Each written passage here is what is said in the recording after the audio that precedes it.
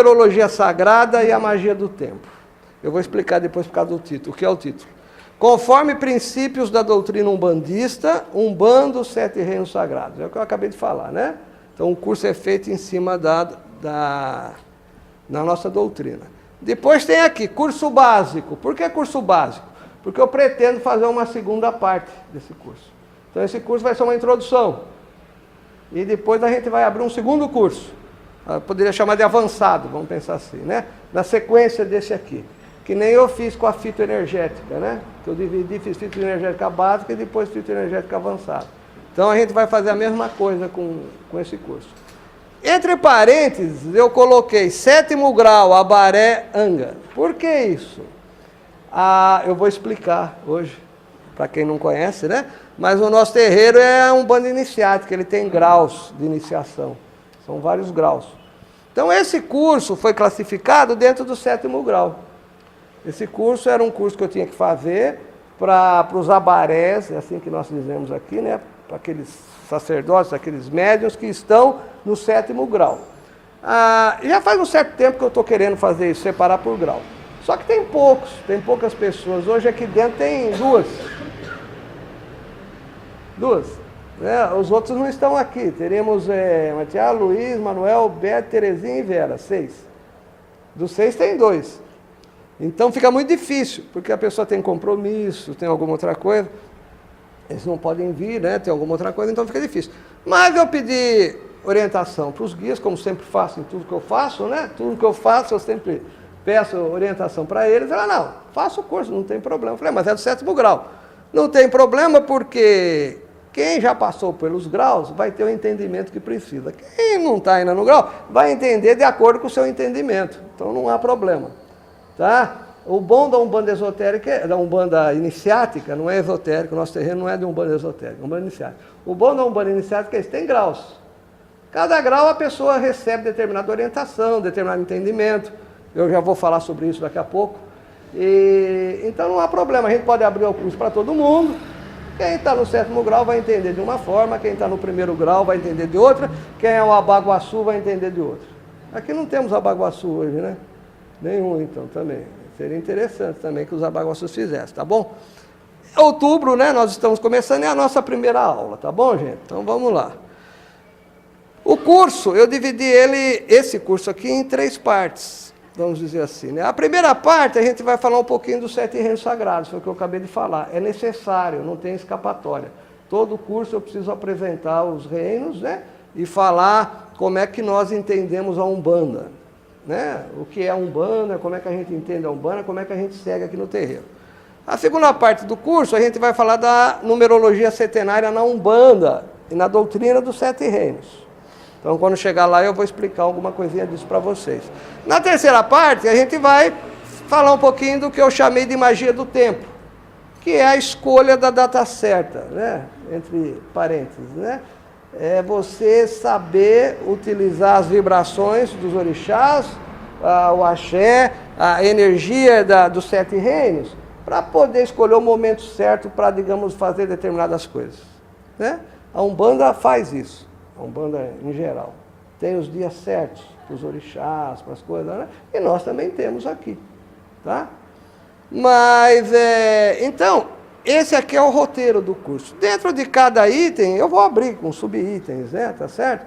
E se alguém tiver alguma dúvida, principalmente o pessoal novo que está chegando agora, que não conhece a doutrina dos 7 reinos, me pergunte, porque eu vou fazer essa parte muito rápida. Né? Porque a intenção do curso não é curso da doutrina.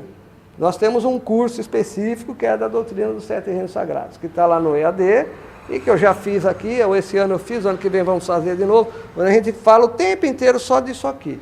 Então a finalidade do curso não é ficar falando dos 7 reinos, mas é necessário a gente fazer a abordagem, né? Tá bom? Dos 7 reinos sagrados. Eu logo no início aqui, eu botei um texto aqui que é exatamente dirigido ao pessoal do 7º grau, né? Então vamos lá, eu vou ler o texto. Esse curso é voltado aos iniciados do 7º grau, Abaré Anga, sacerdote das almas. A palavra Abaré Anga significa sacerdote das almas, tá? O terreiro é como se fosse uma escola. Então nós temos 7 graus, como se fosse 7 anos, né? Uma faculdade, um colégio, são 7 graus. Em cada grau, a pessoa ela é estimulada a buscar determinados assuntos, né? A ter determinadas vivências. Ela tem, cada grau, ela está a um determinado tempo aqui dentro do terreiro. Quem está no 7º grau está aqui mais tempo do que quem está no 1º grau, é lógico. Então tudo isso pesa, tudo isso influi, tá certo? Então isso muda, tá? Então esse curso é voltado para quem está lá no 7º grau. Para uma integral compreensão é necessário o conhecimento e o amadurecimento espiritual, adquirido nos diversos graus iniciáticos da escola do Caboclo Mata Verde. Costumo chamar o terreiro de Umbanda, às vezes, de escola iniciática.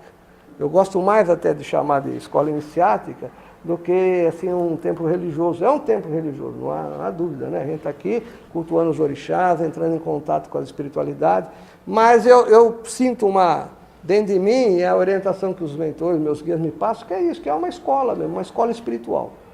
Eles vêm até aqui com a finalidade de ensinar, de orientar, de ajudar, tá? De passar uma outra realidade que existe e que a gente muitas vezes não tem tempo, né? A gente está tão preso no mundo material, nós estamos tão envolvidos com os problemas do dia a dia, que a gente acaba esquecendo do lado espiritual. Então aqui dentro é um local onde a gente tem essa possibilidade. Eles vêm, eles passam de uma forma muito simples, né? Naturalmente que vai depender da compreensão de cada um. Eles usam uma linguagem simples também, mas vão revelando, vão ensinando, vão passando como que funciona esse mundo espiritual e essa interação, né, entre o mundo espiritual e o mundo material. Tá? Então eu enxergo o terreiro dessa forma. Né? O amadurecimento espiritual que não é feito do dia para a noite. Tá? Esse amadurecimento, esse crescimento espiritual, essa reforma interior, não é da noite para o dia. Não adianta a pessoa entrar, entrei na Umbanda, pronto, agora eu estou espiritualizado. Não está. Vai demorar. É um processo lento, que vem. Aqui a gente tem 7 anos, e 7 anos não basta para isso. Às vezes precisa 14, 21, às vezes uma vida. Às vezes você tem que reencarnar novamente para ir amadurecendo espiritualmente, né? Entendendo realmente o que é a finalidade da vida, né? O que é que nós estamos fazendo aqui embaixo. Tá? Então esse amadurecimento espiritual que não é feito do dia para a noite, somente com conhecimento e estudos, né? Mas com vivência templária, dedicação, assiduidade e um elevado grau de compreensão e intuição da realidade espiritual. Então não basta a pessoa pegar livros e ler, estudar, decorar um monte de coisa. Não basta. Ela precisa frequentar o terreiro. Vivência templária, viver dentro do templo. Né? Frequentar, passar, se envolver com as pessoas do terreiro, do templo. Tudo isso faz parte desse amadurecimento espiritual. Né? Observar tudo aquilo que acontece aqui dentro. Né? As pessoas que vêm receber ajuda, amparo espiritual, os cambones estão aqui do lado, estão auxiliando, estão vendo. Então, muitas vezes, até eles têm possibilidade de refletir sobre o problema dos outros. As pessoas, muitas vezes, chegam aqui com problemas graves, gravíssimos, né? Então, é interessante que a pessoa reflita e veja a vida que ela tem, a vida, às vezes, que uma outra pessoa está levando, as dificuldades. Então, tudo isso é importante. Isso traz dentro da pessoa, assim, né, aumenta, às vezes, a fé da pessoa, né? E faz com que ela amadureça, né? Tá? Dedicação, assiduidade. Não adianta falar que está no terreiro e vir aqui uma vez por semana, sumir, ficar 2, 3 semanas sem aparecer, depois vem. Não adianta. Né? É necessário, né, uma frequência regular, certinho, tá? É por isso que quando as pessoas me procuram, né? Seu Manuel, eu quero entrar para o terreiro. Então, a primeira coisa que a gente fala, né? Primeiro tem que frequentar as giras de sexta-feira. Tem que frequentar. Começar a vir aqui no terreiro. Porque não adianta a pessoa ter vontade de entrar se ela não consegue vir nem na sexta. Não consegue vir aqui assistir um trabalho. Quanto mais ter o compromisso. Porque é um compromisso ali, você está doente, tem outras coisas, você tem que abrir mão de um monte de coisa e se dedicar, né? É uma coisa regular, você tem que estar sempre aqui. Tá? Então é necessário isso, né? Vivência templária, dedicação, assiduidade e um elevado grau de compreensão e intuição da realidade espiritual. Isso vem com o tempo. A intuição todos nós temos, né? A intuição é a mediunidade natural, né? Todo mundo tem, cada um tem o seu grau de intuição. Alguns são mais intuitivos, outros menos. Mas o tempo, né, a convivência com os guias, né, a convivência dentro do terreiro com as outras pessoas, com os irmãos do terreiro, isso tudo ajuda você ir desenvolvendo cada vez mais essa tua intuição. Chega um momento até que você não tem nem necessidade, por exemplo, do conteúdo desse curso, por exemplo. O curso é para ajudar, é uma ferramenta. Mas você desenvolve tanta tua intuição que você sente. Eu vou falar isso quando a gente chegar na magia do tempo, né? A gente vai usar um mecanismo aqui para determinar o momento certo, para determinadas atividades, determinadas coisas. Mas se a pessoa desenvolve essa intuição, ela vai sentir aquilo lá. Ela vai olhar, ela vai ver como é que está a energia do dia, ela vai olhar para uma pessoa, ela vai sentir como é que a pessoa está. Então isso é uma coisa que vem com o passar do tempo, né? E não se adquire isso da noite para o dia também, tá? Cada filho possui o seu tempo. Isso é importante também, né? Não existe uma regra assim, olha, 7 anos acabou, está prontinho. Não. Cada um tem o seu tempo, tá? Cada um tem o seu tempo. Pessoas que são às vezes mais rápidas nesse processo, outras são mais lentas, né? E isso não significa nada. Significa somente que as pessoas não são iguais, são diferentes. E que a gente tem que respeitar essas diferenças, né? Então esse processo é diferente de uma pessoa para outra. Mas a gente vai seguindo aqui esses 7 anos, tá bom? Sigamos nossa jornada evolutiva. Nós estamos aqui para evoluir, é um caminho evolutivo. Aqui no terreiro nós chamamos isso de arapé. Por isso que eu botei entre parênteses, arapé. Arapé é uma palavra de origem tupi, ara é luz, apé é caminho. Então é o caminho da luz, é o caminho da iluminação, é o caminho da espiritualidade. Então, frequentar um terreiro de Umbanda, né? Se dedicar à espiritualidade é seguir o arapé, esse caminho. É seguir esse caminho evolutivo. Tá certo? Firmeza, brandura e alegria, né? Atotô, meu pai. Por que eu estou saudando Atotô, meu pai? O pessoal do 7º grau sabe, né? E os outros também sabem. Então, é o orixá que cuida do 7º grau, né? Então, o nosso curso é dedicado ao 7º grau. Isso que eu escrevi aqui na realidade, para os abarés do 7º grau, que é importante, né? Quem está no 7º grau ter conhecimento disso, entender bem isso, como é importante para todo mundo, né? Acho que para todo mundo, tá? Então, só fazendo um parênteses, o curso é voltado, como eu falei, para os abarés, né? Abaré-Angá, mas é aberto para todo mundo, tá? Todo mundo pode fazer, todo mundo vai entender, não vou esconder nada, é revelado tudo para todo mundo, da mesma forma que é passado para um, é passado para o outro. Agora, aquela compreensão lá de dentro vai depender da vivência da pessoa dentro do tempo, tá? Firmeza, brandura e alegria. Quem fala isso sempre é o Caboclo Mata Verde, tá? Sempre fala isso é o Caboclo Mata Verde. Ele sempre fala. Procura seguir sua vida sendo firme, né, nas suas atitudes. Eu botei até em vermelho para representar o 1º grau, né? Qual é o 1º grau? Ogum, né? Aquele é o guerreiro, aquele que vai em frente, é firme. O branco de brandura eu botei porque pensei no 6º grau, que é de Oxalá. Ele tem uma brandura, né, uma pureza, né? Tá? E alegria eu botei em amarelo porque é a cor do 3º grau, que significa expansão, alegria, que é de Ansan, tá? Mas essas 3 palavrinhas, essas 3 qualidades, né? Como é que a gente qualifica isso daí? Não é sentimentos, né? Qualidades, comportamento.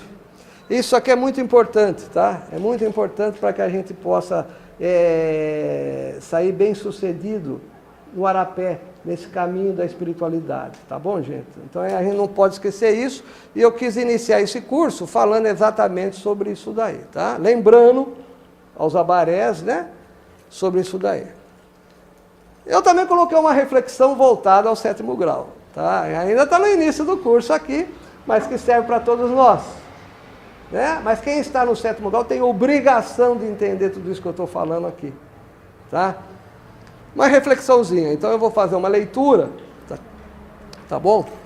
Que eu acho que a maioria já deve conhecer esse texto. Esse texto trata sobre a brandura. A brandura, tá? O mestre e seu jovem discípulo caminhavam em silêncio pela estrada que ligava o templo ao vilarejo. Na noite anterior, uma forte tempestade havia caído na região, e havia muitas folhas e galhos espalhados pelo caminho. A certa altura, os dois foram obrigados a saltar o tronco de uma grande árvore que havia tombado e expunha um emaranhado de raízes retorcidas. Há certas coisas que não compreendo, disse o discípulo. Como é possível que uma árvore tão forte, com raízes assim tão robustas, tombe por causa da tempestade, enquanto outras plantas, frágeis, continuam de pé? O mestre parou de caminhar e olhou ao seu redor, como se procurasse alguma coisa. Depois de instantes, disse ao discípulo: vê aquela moita de bambus ali adiante, na margem do caminho? Sim, eu vejo, Aí o mestre falou: durante as grandes tempestades, as varas do bambu se agitam de um lado para o outro. Chegam quase a tocar o chão. Elas se submetem à força dos ventos, mas quando a tormenta passa, estão novamente como sempre estiveram, firmes e intactas, como se nada tivesse acontecido. O discípulo contemplou a moita a alguns metros de distância. Por um instante, o discípulo completou a moita a alguns metros de distância. Por algum instante, lembrou-se das pescarias que fazia quando criança, usando uma fina vara de bambu. Lembrou-se de como a vara vergava, sem jamais quebrar, quando um peixe grande abocanhava a isca. O peixe puxava a varinha, entortava, mas não quebrava. O mestre continuou: já a árvore que acabamos de saltar não resistiu à tempestade, porque seu tronco, grosso e rígido, era incapaz de se curvar. Ao longo de toda a sua vida, ela veio resistindo, imóvel, às tempestades violentas, perdendo muitas folhas e galhos, até que um dia não pôde suportar seu próprio peso e sucumbiu. O discípulo, já habituado com as parábolas do mestre, permaneceu em silêncio, aguardando o ensinamento que estava por vir. Assim também é com os homens, prosseguiu o mestre. Há os que procuram resistir às tormentas da vida e se enrijecem, se agarram com todas as forças ao que conhecem, recusam-se a mudar. E há os que aceitam as adversidades, adaptam-se às circunstâncias e sofrem mudanças, mas continuam inteiros. Aí destaque aqui no texto. Os primeiros temem as tempestades, mas não conseguem evitá-las. Os segundos sabem que as tempestades são inevitáveis, mas não as temem. Então é uma reflexão importante, principalmente para quem já está no 7º grau. Tem obrigação de entender bem esse texto, procurar ter um comportamento dentro da vida, no que o mestre ensina aí, tá? Que é muito, muito importante isso, tá bom, gente? Mais um textozinho aqui, O que para a lagarta é a morte, para o Criador é a borboleta. Somos todos criaturas e criadores em tempos de transformação. Falar em morte e borboleta é importante porque é 7º grau, É o último grau também, tá? É importante que todo mundo entenda isso, quem está no 7º grau. Vamos iniciar nosso curso então agora, tá? É mais só para que todos reflitam, É importante isso, mesmo quem está chegando agora, quem é um visitante, quem está chegando na Umbanda agora, O texto fala muito sobre isso daí, que as tormentas existem, Ninguém vai chegar na Umbanda para tirar todas as tormentas da sua vida. Você vai vir para a Umbanda para a espiritualidade te dar forças para que você Suporte essas tormentas da sua vida. Então, aquela pessoa que entende isso, que segue a Umbanda, segue a doutrina aqui dos 7 reinos sagrados, ela está preparada para aguentar essas tormentas daqui para lá, porque ela sabe que mais cedo ou mais tarde a tormenta vai passar, ela está inteira. Enquanto às vezes aquela pessoa que não tem fé, não tem noção da espiritualidade, não tem nada, ela quer encarar o mundo, ela quer brigar, ela acha que ela não pode sofrer, que nada pode dar errado para ela. E aí ela sofre mais. E às vezes quando vem um problema desse, um problema grande na vida, né? A pessoa acha que Deus está sendo injusto com ela. Mas não é. Muitas vezes são situações que nós temos que passar. Não tem como escapar. Né?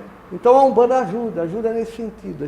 A espiritualidade, os caboclos, os pretos velhos, os exus, eles te ajudam a suportar essas situações. Né? E quem estuda, quem segue a doutrina, passa a entender o que são essas situações, né? Por que ocorrem essas situações na vida da gente, tá bom? É lógico que nós temos uma série de mecanismos para auxiliar, para ajudar, né? Uma série de recursos dentro da Umbanda. Mas é importante que todo mundo reflita e aquele filho que está lá dentro do terreiro entenda bem isso, tá? Porque não adianta nada ele passar por todos os graus, chegar aí e está do mesmo jeito de quando chegou aqui no terreiro. Não adiantou.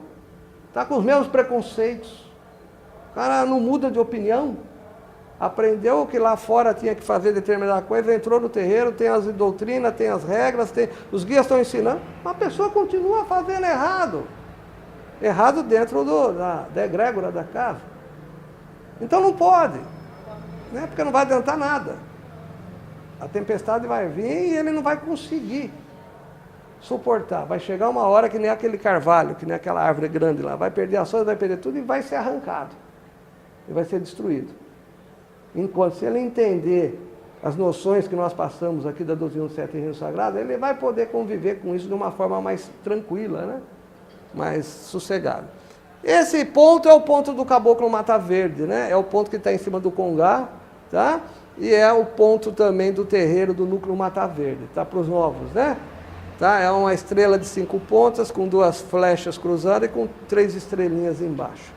Existe um curso que nós fizemos aqui, que é sobre pontos riscados, onde a gente comenta sobre o ponto, o que é esse ponto, o que significa, né? O significado de cada um desses símbolos e tal. Então já existe esse curso, foi feito até esse ano, talvez a gente faça de novo, o ano que vem aqui de novo, tá? Vamos lá então, olha, a gente vai começar aqui falando alguma coisa sobre o Núcleo Mata Verde, sobre a doutrina dos 7 reinos sagrados, né? Eu coloquei alguns itens aqui, vou falar de uma forma bem rápida, né? Porque a ideia não é falar sobre isso, mas é necessário, né?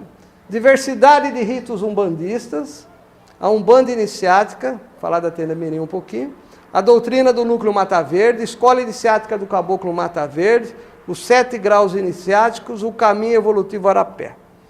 Eu relacionei isso para poder comentar aqui com vocês, algumas coisas eu já falei, né?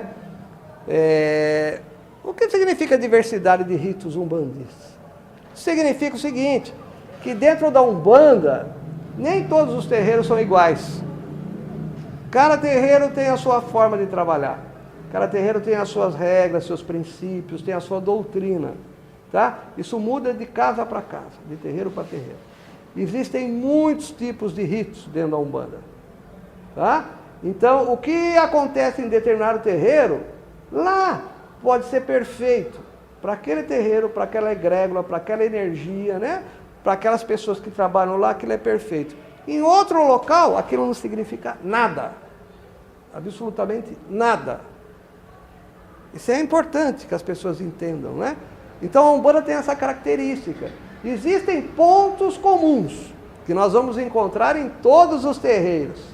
Por exemplo, Oxalá, que é Jesus, sincretizado com Jesus. 99%, 95% dos terreiros aceitam, tem, é comum. Caboclo, preto velho trabalhando também, a base da Umbanda. Se um terreiro não tiver caboclo, preto velho, não é Umbanda. Então eles vão estar trabalhando, vão estar organizando. Agora, o rito, a doutrina, a forma de trabalhar, os preceitos, os trabalhos, muda de terreiro para terreiro. Tá? E por que tem essas diferenças? A Umbanda é uma religião brasileira. Ela não é africana, muita gente acha que é africana, mas não é, ela é brasileira. Ela se formou aqui no Brasil. E ela tem na sua essência princípios da religião africana, que os africanos trouxeram para o Brasil, tem princípios da religiosidade indígena, dos índios que viviam aqui, tem princípios também do catolicismo, da Igreja Católica, e tem uma influência muito grande de princípios do espiritismo, da doutrina de Kardec, da codificação kardeciana. E tem outros, mas esses 4 são os mais importantes. Então, cada terreiro mescla esses princípios, esses fundamentos. Tem terreiro que tem uma ligação muito grande com os princípios africanos, por exemplo. Então, esses terreiros, você vai ver rituais, práticas ali dentro que se aproximam muito do culto de nação, né? Que é candomblé, Angola e outros cultos.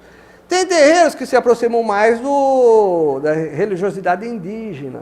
Então, vai puxar mais para o lado do caboclo, para o catimbó, para a jurema, para determinadas coisas nesse sentido, né? Tem outros que puxam muito para a Igreja Católica. Então, é terreiro onde o sincretismo, o pessoal novo também não sei se está acostumado com os termos, sincretismo religioso é a relação entre santo e orixá, onde o sincretismo é muito forte. Então o terreiro está cheio de imagens. O congá tem imagem de todos os santos lá. Tem do anjo da guarda, tem do Espírito Santo da Pombinha, tem de Oxalá de Jesus, tem imagem de tudo que é santo, né? João Batista, São Jorge, tem de todo mundo. Porque o sincretismo é forte, a influência católica é muito forte. Terreiro que faz procissão para Nossa Aparecida, procissão para São Jorge, por aí vai. Tá? É a influência católica, cristã. E nesses terreiros até as pessoas chegam, em alguns locais, é lógico, nem todos, a achar que o santo é o orixá. São Jorge é Ogum. São Sebastião é Oxóssi. E aí vai, São João Batista lá é Xangô. Eles acham que é. Mas aqui nós vamos ver que não é. O orixá é uma força da natureza, que veio lá da África. O santo foi um homem que viveu e que um papa, em determinada época, canonizou. Então é diferente, tá? Mas a gente respeita todos os terreiros. Mas é importante chamar a atenção de quem está chegando agora, ou na Umbanda, ou quem está chegando no terreiro, para essas questões, porque nós estudamos tudo isso aqui. Temos a questão da Umbanda esotérica. Umbanda esotérica tem orixás que são só dela, Iora e Orimá. Isso nunca existiu lá na África. Iora e Orimá, o termo, a palavra, nunca existiu, né? Então muda, tá? E temos terreiros que têm uma influência muito grande da doutrina espírita. Então, isso estuda muito o Livro dos Médiuns, Evangelho, o Livro dos Espíritos. Fala-se muito em espírito obsessor, dão passe, a palavra passe é espírita. Não veio da África, não é dos índios e não é da Igreja Católica, é do espiritismo, passe. Né? Então muda de casa, de lugar para lugar essas coisas mudam, tá? É importante que a gente respeite todos os ritos, todos os fundamentos de cada terreiro. Agora, é mais importante ainda que você entenda que você, se está em determinada casa, tem que seguir os fundamentos daquela casa. Senão não funciona, senão não dá certo. Tem terreiro de Umbanda, embora isso não seja fundamento da Umbanda, onde se corta para o orixá. Tem terreiro de Umbanda quando se faz corte para o orixá. Sacrifício de animal para um determinado orixá, como é feito no candomblé, na nação. Só que isso não é princípio de Umbanda. Mas terreiros mais africanos, que são próximos ao culto ao Molocô, tá? Eles trouxeram esse rito, porque o pai, às vezes, foi do candomblé, foi da nação, ou ele cultuar também candomblé e Umbanda, então ele mistura